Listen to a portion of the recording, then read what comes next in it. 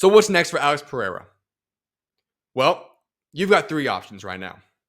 I'll call it really two because number one, Jon Jones, sure.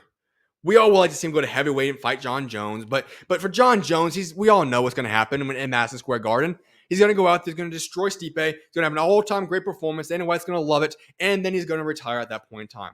Now, I would love to be wrong in this statement, but I think that's what we can kind of assume is going to happen here. So let's move Jon Jones out of the picture and let's move to what's more possibly realistic. At that point in time, Jon Jones retires, Aspinall will become the official heavyweight champion of the world. Having Alex Pereira fight Tom Aspinall would be insane for multiple reasons here. One of which, that's two mega names. It'd be a mega fight to see, but the legacy standpoint. Let's just imagine for a moment. Alex Pereira becomes a 3-division champion, and what you could say would probably be, if you could pick any 3 weight classes to be the hardest at, would be the back and the highest 3 heaviest weight classes for Alex Pereira. That would be an insane legacy fight for himself. You're talking about defeating guys at 185, 205, and then heavyweight. That's tough to do.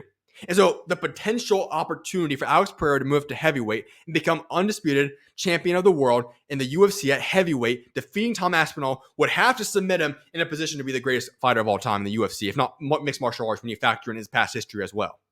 So when you're looking at Alex Pereira, that fight, just from a legacy standpoint, would be mega. One of the biggest fights you can make in all the UFC, possibly. And then you have the third option for him to possibly go fight, stay up 205, and go fight Magomed. That's obviously on the table.